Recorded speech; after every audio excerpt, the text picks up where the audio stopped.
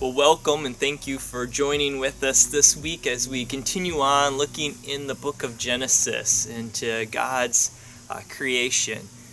Last week we just got through the first couple of verses and we took a step back to kind of look at some a stance that some people hold regarding the gap theory, and we looked at some potential issues that there was with that. And if we take the time markers that we find in the Bible and we work our way through those, we can work backwards to a date of creation of approximately around 6,000 years ago. And so when we looked at that gap theory and we talked about the putting man's opinion above the Bible's authority, that's what we're kind of getting at, is those who looked at and say we start with the Bible as our ultimate authority would take a look and say the Bible seems to be claiming, or not seems to be, the Bible is claiming that God would have created the world 6,000 years ago when we followed these time markers backwards. So therefore, when we look at the data of what the secular scientists are saying, we're saying that something doesn't quite add up here.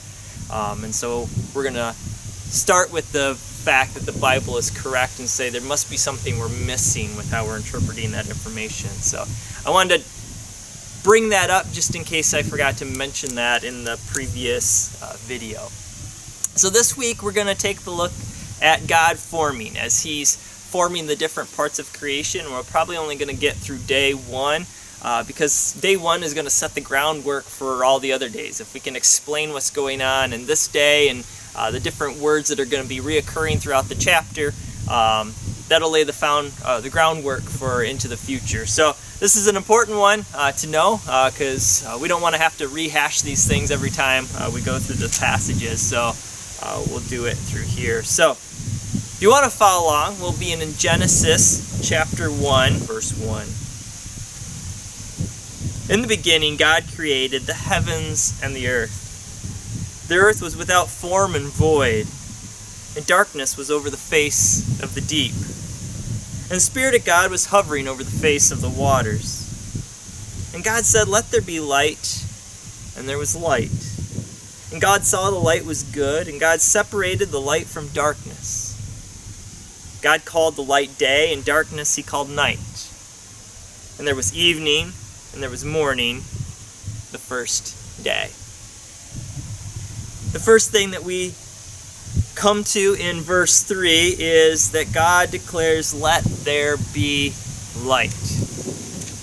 All right. All God has to do is say it. It's instantaneous. As soon as He says it, it happens. And that's an important thing for us to recognize as we go through creation. There's some people that question that when we look at the geological column and the fossil record and stuff, and we talked about this, that it seems to imply long ages. But for others, for some of us, we'd say, why did it take so long? It's an instantaneous creation. So God creates light on the first day, and that's kind of it. So, what did He do for the rest of the time? And as we go on in our study, we'll talk about that, of why God specifically chose to do it through the 6 days of creation and resting on the seventh day, when He could have done everything instantaneous right off the bat. But there's a purpose for why He does it the way He does it. So He says, "Let there be light." And it's an amazing concept. I want to stop and think about this proclamation for a second of light, because one of the things we said that we want to do is we want to see or magnify God through the creation account. And we talked about magnifying, just like with a magnifying glass or a microscope, how you're enlarging something that would be easily overlooked if not paying close attention to. And that's one of the things that God's prophets did for Him, and one of the things that we're called to do as well is to magnify Him, to help the world see Him in a way that they would normally overlook. And so as Christians, we kind of want to do that as well. What's some things that we might overlook on just reading this? And there's a lot packed into some of this information of God creating light. We would have what we call the visible light being created at this time. And I think the question that is posed to Job is a very good one for us to contemplate ourselves. In Job chapter 38, verse 19, the question is asked, where is the way to the dwelling of light? And where is the place of darkness? Now, with our scientific mind, we have some answers to that question, but it's still pretty phenomenal to think about, right? That you can be in a dark room, you can turn on a light, and it dispels the darkness. But if you're in the outdoors and you turn on a flashlight, the light dispels the darkness to a point, but where is that threshold between the difference between light and dark? And it gets kind of confusing there. But God created the visible light. And what it is light comes down, it reflects off an object, right? Objects absorb all the visible light spectrum except for the few that bounce back off. And that light goes into our eyes, back of our retina, hits the cones and the different things back there that turn it into electrical signals that go to our brain that help us to be able to see. So on the very first day when God creates light, he creates the possibility, also a vision, to be able to see the wonders of what he made. If it wasn't for light, we wouldn't be able to see. If it wasn't for the visible light spectrum of the, Roy G. Biv, the reds, the yellows, the greens, the blues, the violets, all those things, we wouldn't have the beautiful color that we see all around us, and the way that objects absorb some color and reflect other light waves help us give the beauty of the creation that we see all around us. It's interesting that, at least as far as we know right now in our modern science, that light is the only visible form of energy that we have that's out there. But as science has went on, we found out the only form of light is not just the visible light that we see, but there are wavelengths on both sides that we cannot visually see with our eyes, though other creatures can, and we call this the electromagnetic spectrum. An electromagnetic spectrum contains all of the energy types that travel through space in a wave-like manner. And so we have the longer wavelengths than the visible light we see. So red is kind of the longest wavelength that we have. And beyond that, you have the microwaves, you have the radio waves, and you have infrared. And mosquitoes can see infrared. You and I cannot see infrared. We can make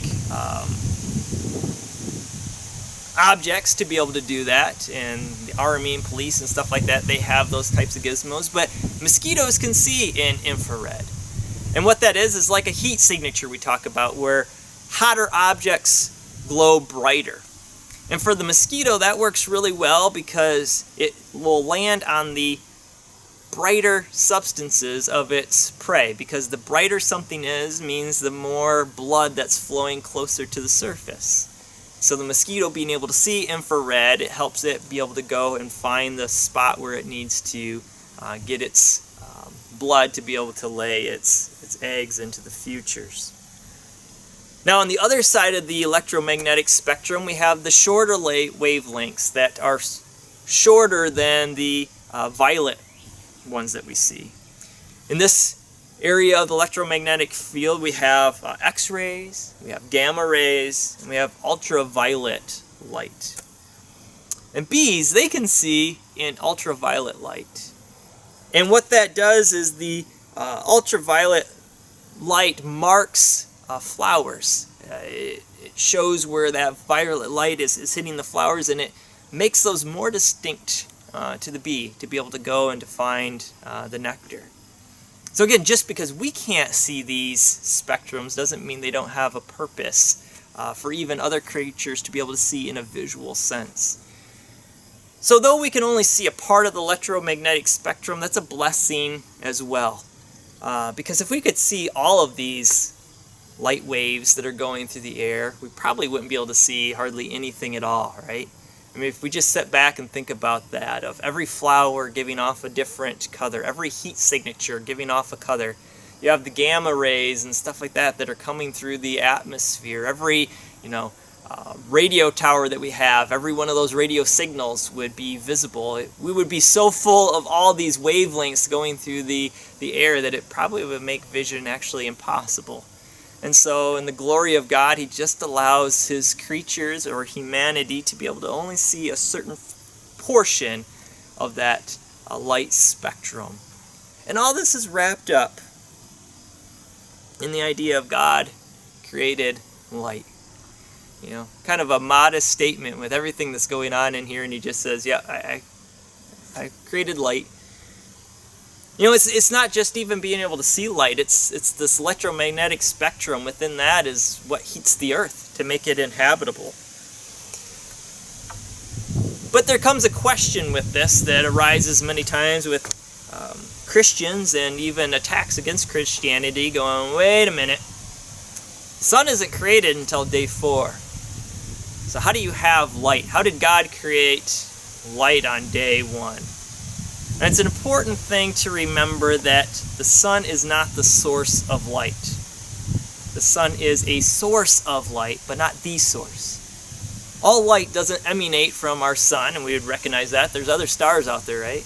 But even at that, all light doesn't emanate from stars, right? They're just a source of light that comes from them. So you don't need a sun before God can create light. And I understand there's that connection with having a day, and we'll talk about that here in a second. So what is the source of light that God first creates?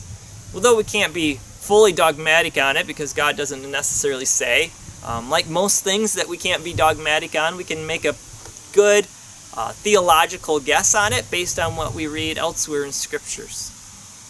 And one of those comes from Revelation chapter 21, verse 23, when God talks about the new Jerusalem that he's going to make, when he brings down the new heavens and the new earth. And it says, "And the city has no need of a sun or moon to shine on it, for the glory of God gives it light, and its lamp is the Lamb." Here we see that the light emanates from God himself. Right? We see this with the Transfiguration. We see this even with Moses and his being in the presence of God, that just being in his presence, Moses' face starts shining. Right? So God is a source of light. It comes from him. So more than likely, this first creation, when God creates light, he has it emanating from him, from himself. And that's where the first light source is probably coming from. And I think this is why God then in the future uses light and dark as symbolism and metaphorically throughout the Bible to help speak of the relationship that we have with him or don't have with him. And we get this example in passages like 2 Corinthians chapter 4, verse 6. "For God, who said, 'Let light shine out of darkness,' has shone in our hearts to give the light of knowledge of the glory of God in the face of Jesus Christ." The same God that we're reading of here that said, "Let there be light," brought the light of the knowledge of Jesus. Right? In that culture, you couldn't do much in darkness. They didn't have the forms of light sources that we do now, of light bulbs or even flashlights. Candles don't produce much of a light. You can see your steps in front of you, and that's about it. And so dark was something that was to be avoided. Not only was it you didn't know the dangers that were around you, but it was kind of useless. There wasn't too much you could do in the dark. So you pretty much slept when it was dark out. And so the darkness is metaphorical of just not knowing, of no understanding. You have no awareness of what's going on around you. But when light comes, it can be productive. You can do things. And so God uses that metaphorically to say, that's kind of the spiritual life. Until you know Christ, your life is kind of useless. You're just roaming this earth for no good reason in a way, because you don't have a purpose. It would be like running around outdoors with no single light source. You're not going to be very productive in the dark. But when there's light, you can do something positive. And God says, when you understand Christ and that he has to die for your sins, Now you have a purpose. Now you're doing the right things. Now you're serving the Lord. Now you know why you were created.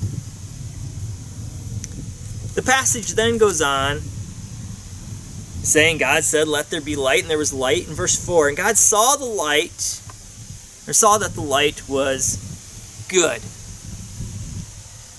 So here we see that God gives a divine evaluation of the light, declaring it as good. And it's a reminder to us that God is the ultimate judge. He's the one that determines whether something is good or bad. So that also means he's the authority on morality, right? He determines what's good and what's bad. That's our basis for morality. Though there's the Trinity at this point, there is no other created beings of this time, it doesn't seem like yet, possibly the angelic realm. We'll talk about that here in a second. But God doesn't take a vote and say, okay, how many people think this light thing is a good idea, or that this is going to be beneficial? No. He just declares it's good because it flows from his nature and who he is. And so that makes it good.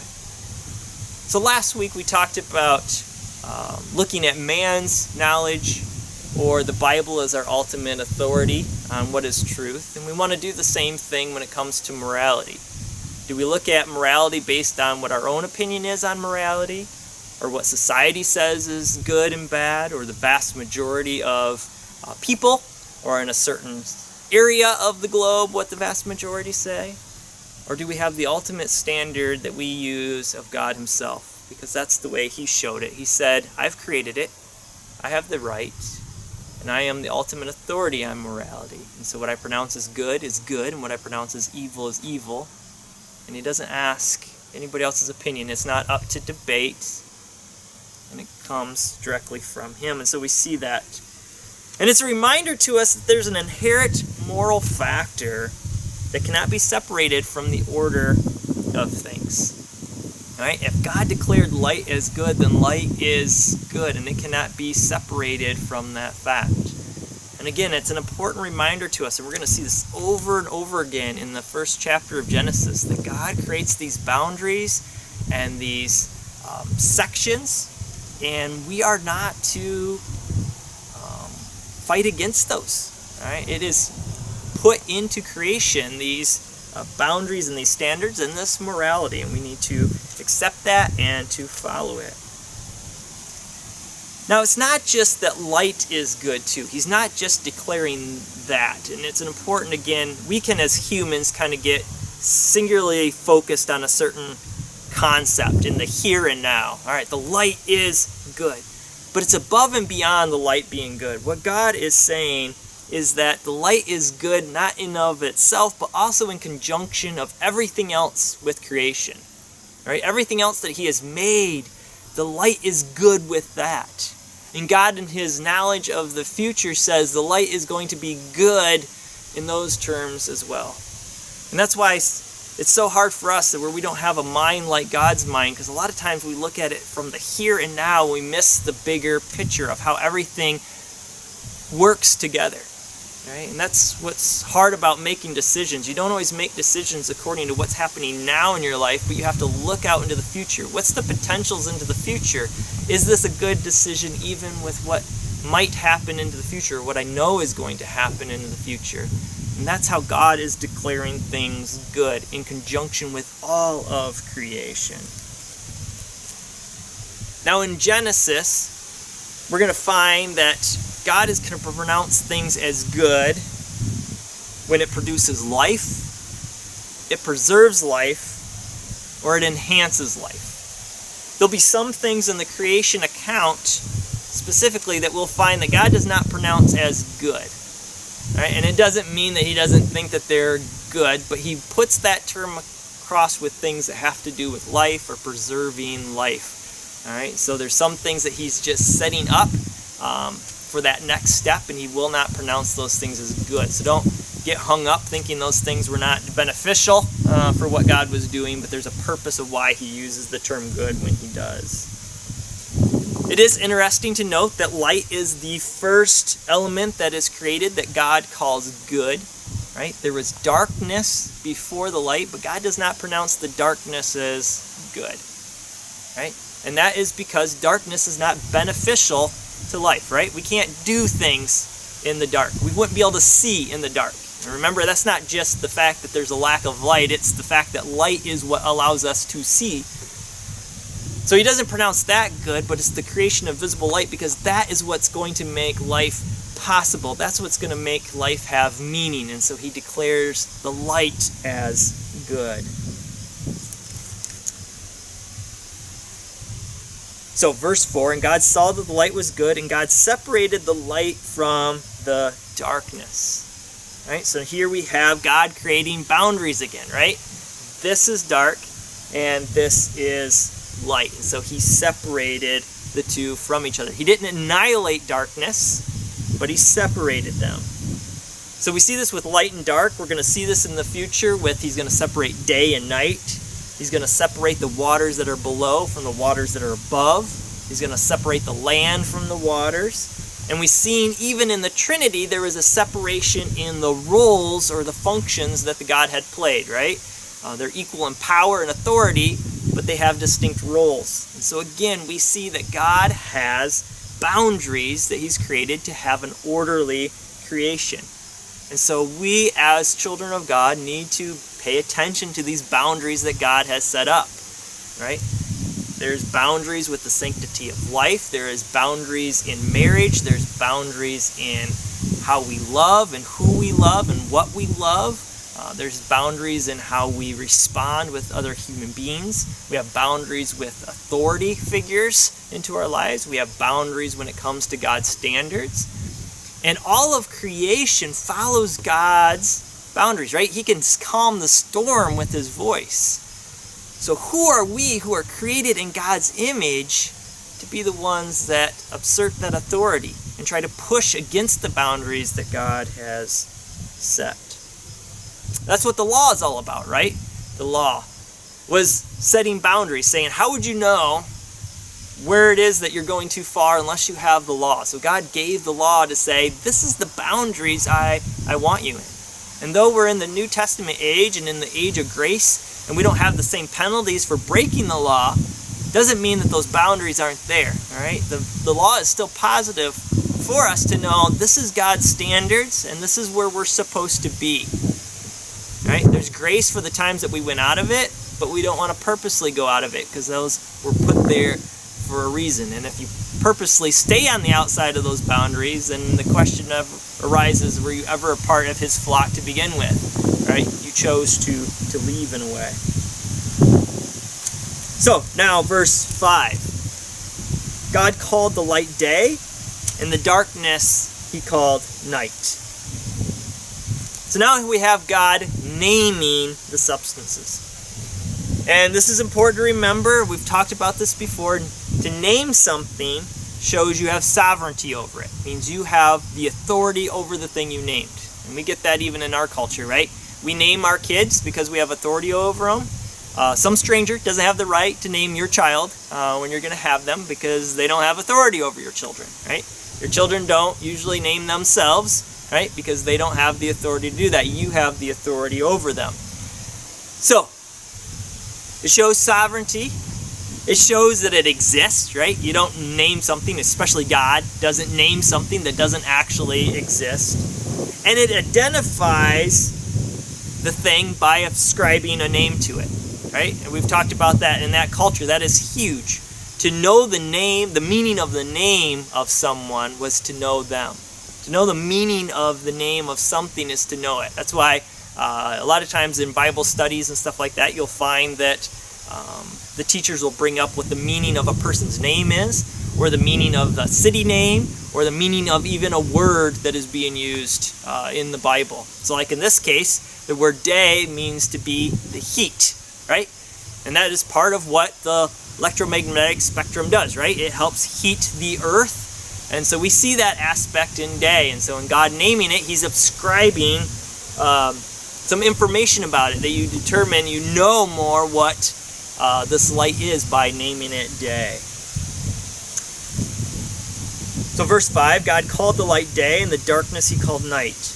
And And there was evening, and there was morning, the first day.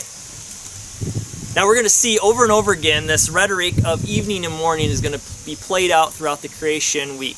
And it's a rhetoric to help distinguish the different days from one another. And so that's why it's going to be repeated over and over again.